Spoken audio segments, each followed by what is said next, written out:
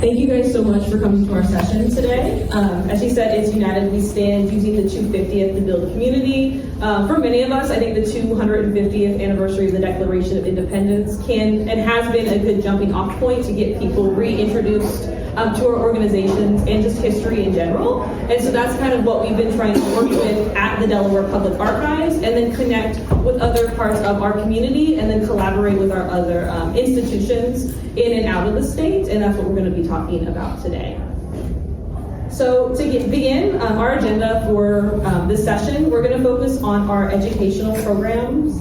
And that's how we're helping educators connect students and connect these students with the resources at the Delaware Public Archives. Then we're going to focus to our community involvement, how we have been promoting community involvement through collaborative and innovative programming, working with the public to get them introduced back to the archives if they've not been with us, and get some more involvement that way. And then our lessons learned, going through our takeaways to help implement similar initiatives within your organization, and some takeaways from this program. So in this section on education focused programs, we will cover 5 ways, as you can see on our screens, that the archives connected with school-age students specifically. Photos from one of our classroom visits or in-person classroom visits are on this slide. You can see here. We're going to start with our lesson plans. We have had lesson plans on our website for a while, but we really ramped up production in the face of the 250th. We collaborated with 2 high school teachers, who just so happened to also be Dana and I's high school history teachers, to create the lesson plans so that we are confident that they meet the standards that are required by the state of Delaware. And we've also made them free to download and available on our website. We've created 13 lesson plans, and they all relate to the Revolution. So another one of our very large educational initiatives was the creation of the Delaware 250 activity book, which we do have a physical copy of with us today, and you can feel free to take a look through that. This was supported by the Delaware Department of Education, and we designed it with 4th grade in mind because we knew that 4th grade is the grade level that Delaware history specifically is taught. The activity book is available online to download completely for free on our website, and at the end of this presentation we do have a QR code that's going to take you to a lot of these resources we have readily available.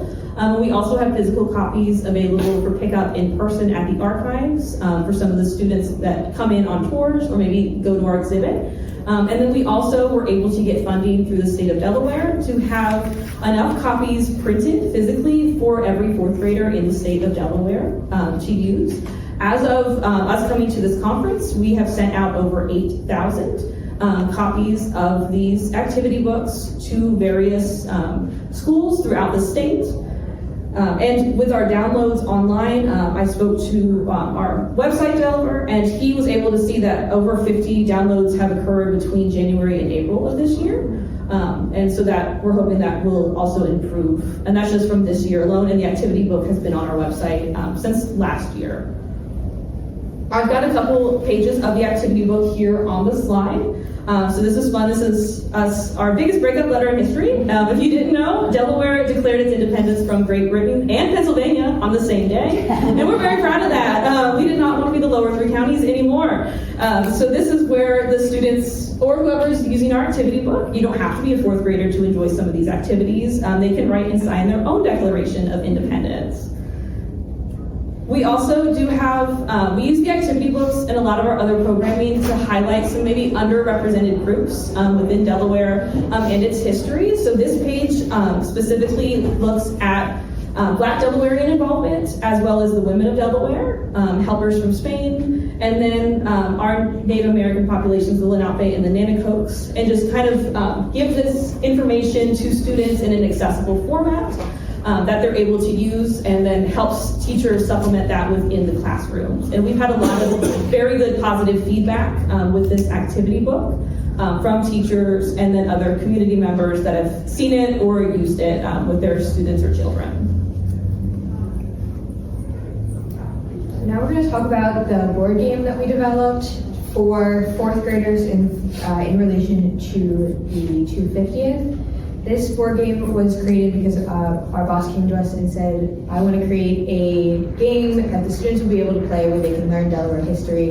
And I came up with Road to Liberty, and we've since, in collaboration with my coworkers and people from other departments within our organization, have created what you see here and what we have on the table right here. So you can come up and look at any of the cards that we have pulled. You play it by pulling the yellow action cards. It's going to have a color on it. Then you then skip to, and then it also has, in order to incorporate more of Delaware history, we have the locations being Delaware's Revolutionary War Revolutionary War events or people who were prominent. So John Dickinson was president of Delaware and was also heavily involved in one of the founding fathers, heavily involved in the Revolution and Delaware's role in the Revolution. It's about a 10-minute game that when we played it, it was about 10 minutes. The students are also able to play it in around 10 minutes. It's a little bit slower if they're having a hard time reading, if they're a little bit younger. We've had kids of all ages, a little bit younger than our target age of 4th graders, and then older up through high schoolers come in and play it. And sometimes when we have state employees who are visiting for a tour, we pull it out too, and they like to play it as well. Everybody seems to be quite interested in the game. In order to get more history built into the Road to Liberty, I made it a mission to use chance cards, which the little Delaware Public Archives logos, which is the little window that Dana's pointing at. If you land on one of those, you get to pull a chance card, and we have 48 different cards to pick from. On one side, as you can see here, is an actual record from our documents.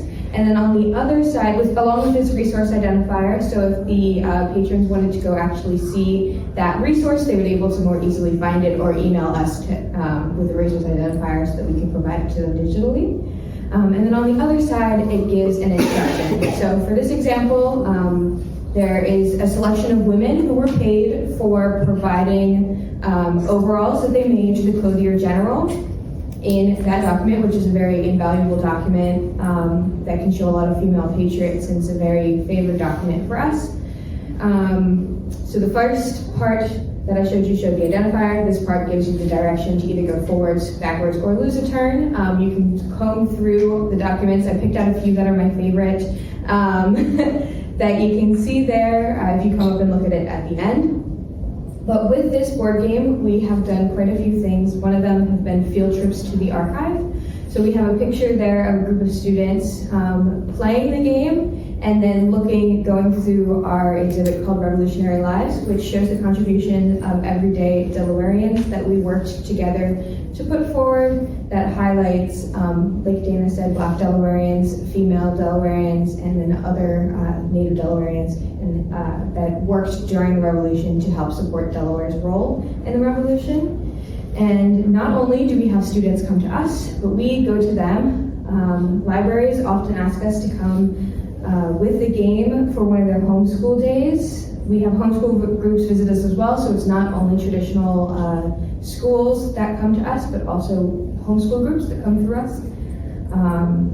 Sometimes we have to go to them if they're not able to come to us. One of the things that we do when we go either to the library or into classrooms is we bring along postcards. That is a part of our 250th initiative, where they have what Delaware means to me, and then they either write something or they draw a picture, and we bring them back to the archive and are working on digitizing them and getting them on our website so that they're able to be seen by everybody, and it also helps the students contribute to Delaware's 250th efforts. You can see here we're playing a game with some students that when we went to visit them, and we'll talk a little bit later about what else we were able to do with the students. As of today, I was told that we've had more than 200 downloads of the board game, because the board game is free to download. People love to ask me where they could buy it, love to ask us where they could buy it, and we say you can't buy it, but you can download it for free off of our website. It comes with the game itself, all of the cards, and then all of the action cards, and then all of the chance cards as well. Unfortunately, we can't 3D print little player pieces for everybody, but there are little icon pictures that they can print off and like laminate if they're a teacher for their students to move around with. So 200 downloads off of our website, and nearly 600 students and others have played this game since we debuted it in August of 2025. So as Maria said, the game is not the only way we are getting into classrooms and working with public school educators as a part of our 250 initiatives. We also have had really great opportunities and experiences going directly into the classrooms and sharing our primary resources with students. Now that does not mean that we are taking records outside of our vaults. Those are going to stay put at the archives, but we are working to connect students with our digitized primary sources, showing them how to use not only our catalog, so the Delaware Public Archives portal, but our online digital collections through, we use Content DM for that, and showing them how to then navigate our website to find documents supporting their research for their project. And we work to adapt these lesson plans and how we're going about this based off of the different age levels. So in this picture here, this is a group of middle school students that we went with for their library media class. They were working on a project, I think they're currently still working on it, 1776 versus today. So they're looking at different topics and how that has changed over time. So working with the teacher, they were able to get a foundation day or two before we came in. And then a group of 3 of our reference archivists came down, and then we offered a quick overview of our collections and then did one-on-one assistance after they picked their project topic, and then helped them be able to navigate to find a primary source that they will use within that project in their presentation with their teacher. We can see here me with another student, and I think her face shows that, yeah, this is a middle schooler. They did enjoy it. I think being able to walk with them and show them the documents really did help, and they did have a lot of questions about kind of what we do with the archives, and then kind of why it's important, and explaining to them at a young age. I think really getting these students familiar with archives and primary sources at a young age is very helpful for their future. This is the group that I think Maria has some other pictures from that visit. So we started the visit with, this is a Lewis Elementary 3rd/4th grade class. We started that visit with Road to Liberty. And then they also had a project where they were looking at the history of Lewis in response to the 250th. It's a 250 specific project. And this is us then doing that same kind of thing, walking the students through our website, showing them, especially now in public schools, with the middle schoolers, they all had their own laptops. These elementary school students had their own iPads where they were able to quickly go through and then get onto the website. So they're pretty good at it. Once you get with them and sit with them, they're able to navigate the website, show them how to keyword search things, and then show them the documents. Cursive is an issue if you've not been out in public schools. The kids, they do not know how to read cursive. So trying to keep that in mind when you're going to them and thinking of what sources we have, what collections have been digitized, do they have descriptions? Like if we have those good descriptions explaining, you may not be able to get all of the document, but look at the description fields or some of these other fields that can help you with your project still, and then be able to ask us questions as archivists, and then prompt them with their teachers as well. And we actually, this class, we got to see all of their fun little projects that they made afterwards. And actually a local newspaper did feature this story, which was really great for them and really great for us, because when this was put out, then the teacher from Woodbridge saw that news article and was like, wait, you'll come to our school? We're like, yes, we will. So that was really fun for us. And we can see the middle one is Swan and Dale. Like the kids did a really cute job with their projects. Which I really appreciated getting that opportunity and to see what came up with it from that connection. We also, in partnership with Delaware 250, helped create Delaware's Diverse History. So this is a digital exhibit. We've also had teachers tell us that they have been using this within their classrooms to highlight those diverse stories. This exhibit does focus on African Americans, so Black Delawareans, Native Americans, and then Native Delawareans, and Hispanic Delawareans, and it does go from 1776 and beyond. And this is cool because we actually not only highlighted like paper documents, but photographs, and then there are audio records as well. We have audio embedded into that exhibit. So just showing the variety of primary sources that they can use. And we've had some really positive comments as well about this being used in the classrooms, which is really great to hear with all of the work we've put into all of these things. So not only has our work been focused on the students, we've also worked with the teachers and focused on connecting them with the records that we have. In this section, we're going to talk about our teaching at Teaching Revolution at 250 Teacher Symposium that we held last August, and it featured various state collaborators, which helped show the broad spectrum of what Delaware's history is able to show. It was designed to connect the educators to our records, and not only our records, but our collaborators' records for their classroom. So to start, we had, the first part was the presentations. We had 3 different sessions. The first one is with Chuck Fithian, who's a well-known in Delaware historian. He is very good at connecting the Revolutionary War stuff and dispersing that information. So we were very lucky to have him agree to talk. The second was with our records, as well as the Historical Society, Delaware Historical Society. We were able to go on our website and show the teachers how to use our resources in order to either facilitate their own research or to help their students research using our websites. And then our final session, those lesson plans I mentioned earlier, the 2 teachers that we had author those came in and were able to talk to the rest of the teachers about how to create lesson plans when using our records, which they were able to do and pass on that information. The second session was the organization open house, which you can see, this is a list of all of our collaborators on the screen. It was also the official debut of the games. We brought it out and showed the teachers, showed anybody for the first time about Road to Liberty. And we were able to talk with and give resources to the teachers, and again, not only us, but Delaware history organizations across the state. Delaware is a very small state, there's only 3 counties, but it is sometimes hard for us to get everybody together.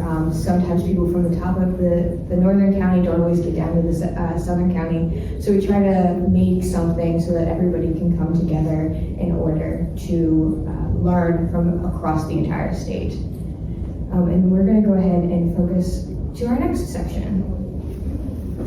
So our next session, we did a lot with education and the students, getting people back interested in history and connecting that into the classrooms.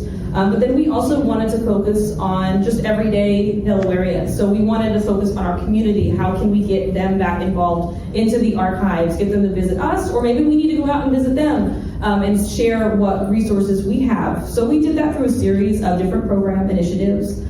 So we'll talk about those, including Freedom Seekers, Tavern Talks, Game Night, and then the Liberty Trail.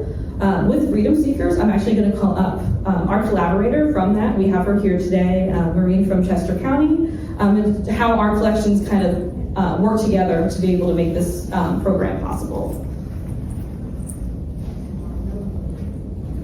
Awesome, thank you, Dana. As Dana said, I'm Maureen Prensky. I'm the assistant archivist over at the Chester County History Center. And though I work in Pennsylvania now, I'm from Delaware. I went to the University of Delaware, so I was very excited to work on a project where I get to learn more about my home state. And I don't really get to do that as much anymore. This project across state lines that we began early last year, we worked together to research the lives of freedom seekers. So these were people who were enslaved in Delaware and then escaped through Chester County, which I don't know how many people are here from Delaware or Pennsylvania, but you can kind of see on that map, Chester County is on the southern border of Pennsylvania, so we even border Delaware. So we're, some of these freedom seekers that we researched were fleeing mere miles over into the free soil of Pennsylvania. But our aim for the project was, by combining both of our collections, hopefully we can learn more about the lives of these freedom seekers. So as you see here, that was kind of the main question we wanted to get at in the progress of this project. We also wanted to learn what laws across Delaware and Pennsylvania regulated the freedom of Black residents, and along with kind of that, because Chester County was so close to Delaware, that was a motivator for these freedom seekers fleeing to Chester County, but what are some of the other reasons they may have came to Chester County? And in terms of our collections at the Chester County Archive, You're probably familiar if you work for a federal or state, or I guess county public government archive. We only collect records related to the county government. So inherently that there's always, by that focus, there's already a collections bias at play. So we, what we see in our records are like wills, deeds, taxes. So the majority of people who are interacting with the county government are people who were considered citizens and people who owned a good amount of property and therefore filed a deed or filed a will, which isn't extremely helpful when you're trying to research enslaved people coming into the county. In terms of our collections, enslaved people often come up in terms of property, so they may be listed in a will or a tax record, but that doesn't give us much information about their personalities or lives, or much insight into their experiences.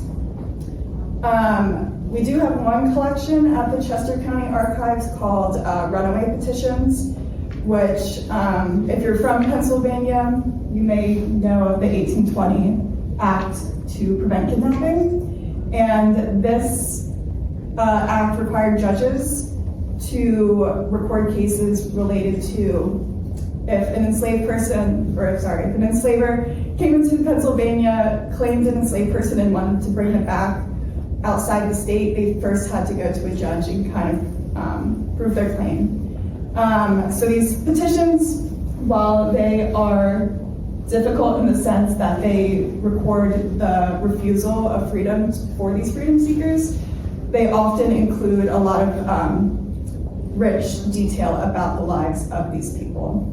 So that was kind of the foundation to what inspired this project and what got us over at Chester County interested in working with the Delaware Public Archives. So early last year, I reached out to Dan and Maria and a lot of the other archivists over at DPA to see, based off these runaway petitions, is there anything else we can learn about these freedom seekers? Are there any collections that they can find to give us a little more insight about these people's lives? And through their diligent search, we met and they said, yes, we found a bunch of other records.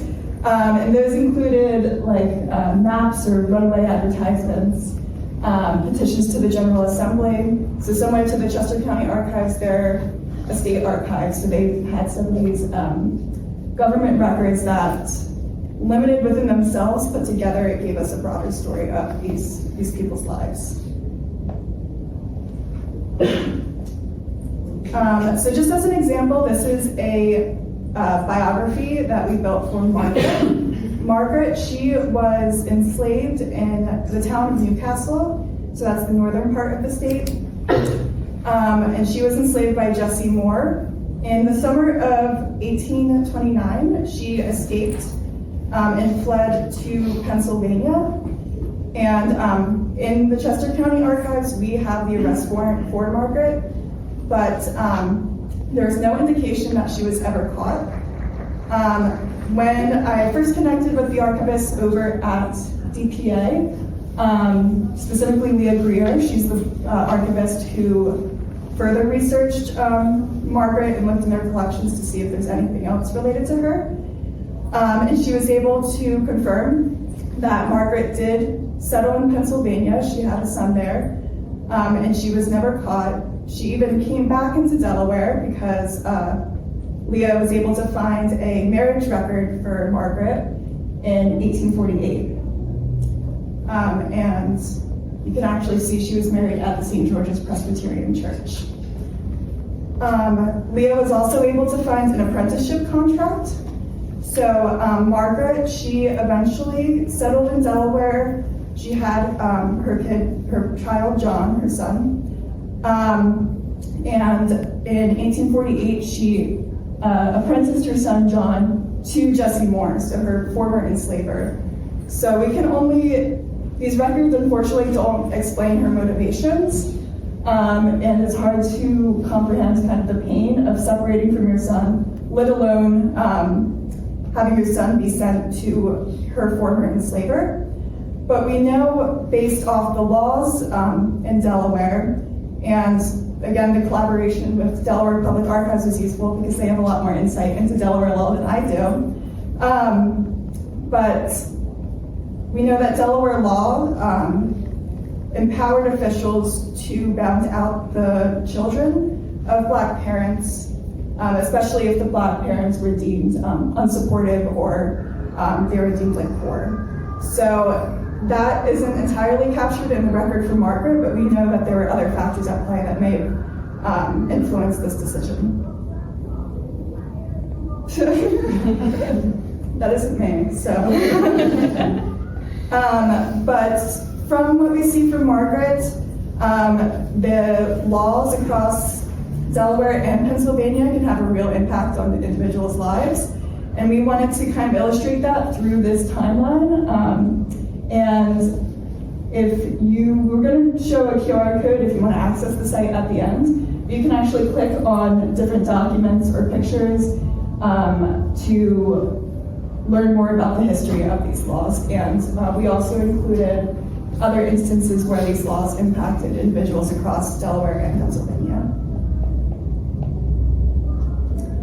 And this is just to show that our collaboration is continuing. Dana and I will be doing or hosting a virtual program later in June to talk about the project and the specific biographies and laws that we were able to find throughout the course of this research.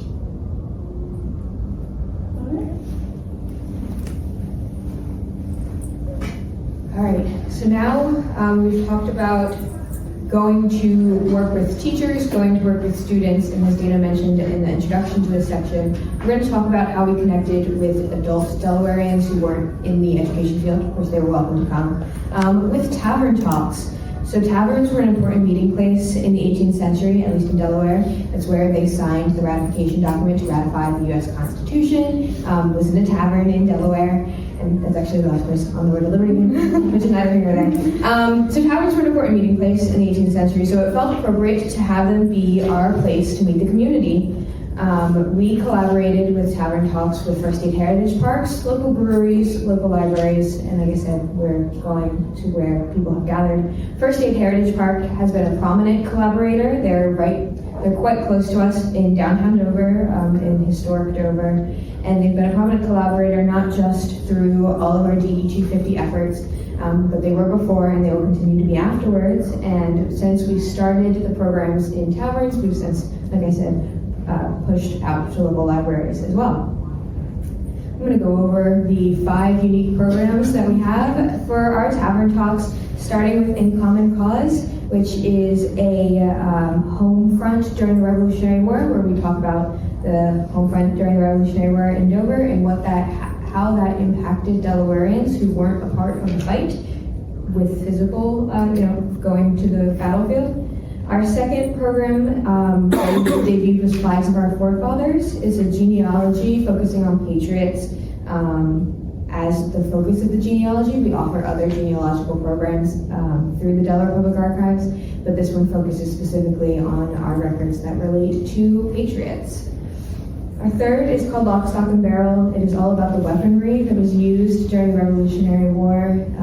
And when we go out to taverns to do this program, the First State Heritage Park has replica weaponry that they very proudly stand and show off, and our archivist gets to point at the things he's talking about and not just show you pictures, which we all really enjoy getting to learn about. Our next is Independence or the Bayonet, which comes from a quote from one of our 3 signers of the Declaration of Independence, Caesar Rodney. This presentation covers the 3 signers' lives and also just a general history of the politics of the Revolutionary War, including all of the meetings that they had.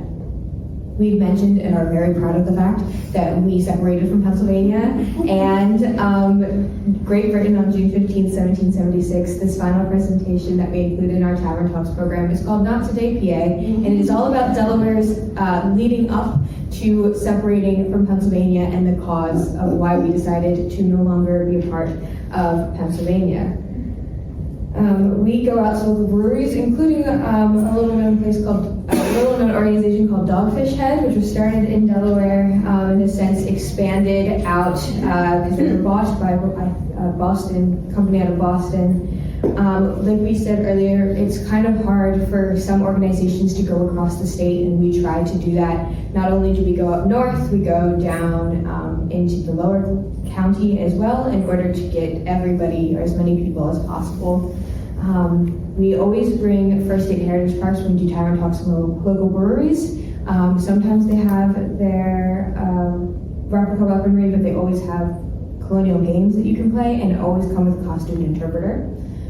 You can see a photo of one of their tables there with the replica weaponry that they brought with them. We've also gone to libraries. They have started requesting tavern talks instead of just our normal presentations that aren't DE 250 related. This library in particular was in Georgetown, which is in Sussex County, our lower county. They decorated the space with little lanterns and brought along non-alcoholic beverages and snacks, although we have had a library reach out and ask if they can serve alcohol at our event. And as long as they're following the proper guidelines and and how they can distribute the alcohol, we are more than welcome and happy to let them do whatever they need to do in order to make it feel like a program that they want to be a part of. So then one of our next programs was our inaugural game night at the Delaware Public Archives. So we hosted it in our location, which is in downtown Dover. And this was a collaborative event between the Delaware Historical Society, who brought their game Bugbears and Bayonets. And that's what is pictured on the top image. It is a D&D-esque game. And you can see them all playing that. I was told they had a very fun time I was betrayed. But they were betrayed by one of the party members, so that was fun for them. We also, with us, Delaware Public Archives, we provided access to Road to Liberty that day, so we had the physical games out for the public to be able to come in, stop by and play. You weren't expected to stay the entire time. You just had a little pop-in session to play our games, and then First State Heritage Park was there with their costume interpreters, one of which is on the screen there, and they brought the colonial games, so we hosted that within our research room that night, and we look forward to hopefully doing those in the future again after the 250th, because people seem to really enjoy that. We also collaborated with partners in downtown Dover for our Liberty Trail photograph scavenger hunt. Miss Maria is showing the little booklet there. So booklets were available to pick up physically at the Delaware Public Archives, the John Bell House, which is the main location for First State Heritage Park, our partners in downtown Dover, and at the Dover Public Library, which is just down the street. This highlighted photographs from our collection. So we provided the historical photographs, and then they were tasked with going around the state, and I could put it up on the screen, kind of the game boundaries, because we did want to make sure people knew where these were kind of at. And then they had to take a modern picture at those locations or of the location. And when they came back and they hit all of the spots, they were presented with the official winner, which is on the screen.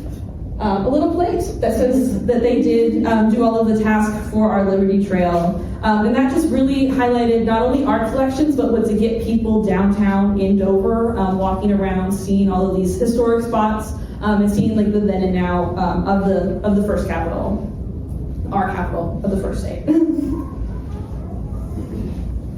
All right, this is our final section where we're going to talk about the lessons learned in all of the things that we have done and talked about with you today. Starting with planning, it's good to get an early start. It's a little bit late now for the 250th because we are less than 60 days away, not that we're counting or anything. So it's a little bit late to get started for 250th, but anything that you're interested in planning on, if you have a big anniversary coming up that you know for your community, your organization, it's best to get started planning as early as possible so that you can ensure that things maybe not go without a hitch, but you can iron those wrinkles out earlier. It may take time to get responses from people who you're hoping to collaborate with, so if you get started earlier, it's better to give them time to respond. You also need to reach out. We were talking about the the activity book earlier. It was not until we started cold calling and cold emailing people that we got up to those 7,000 deliveries. We had maybe a few, we sent a general email out, but not as many people responded, and it wasn't until we put one of our coworkers on it, and she had the list of fourth grade principals. She was emailing people, calling people. Some people flat out said no, but some people was like, you know what, actually I do want that. And now we have 8,000 activity books that we've sent out to fourth graders at no cost to the schools at all.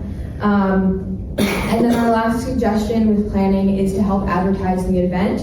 If you're going somewhere that maybe doesn't have as large of a presence, or if you're going to a brewery that has their own community members that they can reach out to, you can also offer to help with advertising. Make sure that you can repost it on your social media so that the people who follow you, but not the brewery, can find out about the event through you. Or if you even just need to help them create an advertising, like create a page to advertise with.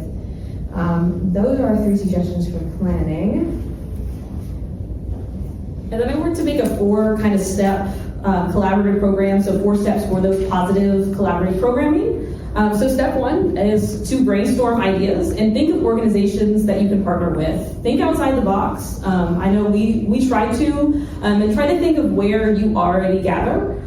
Is there a community place that you could think maybe our programming, or maybe we could come up with something that can supplement this? You're trying to get out of our normal group of people. So we already have like our researchers coming into the research room. How are we going to get other people interested in the archives and understand what we do? So that's kind of what we started with, and we recommend just starting to brainstorm those ideas, see what sticks with your group. And then step 2 being reach out to those organizations and kind of have a broad plan in mind. Work with them to then iron out those kinks, make it agreeable for both organizations, because you want this to benefit both parties as much as possible. Step 3, we recommend just open communication. I think communication is key in a lot of parts of archival work and just work in general. And especially if you're collaborating with an outside party, you're not going to probably see them every day. So just having those open lines of communication, being able to maybe meet, whether that be in person, virtual, phone call, email, just openly communicate before that program so you kind of know what is going on both sides. And then step 4, complete that program.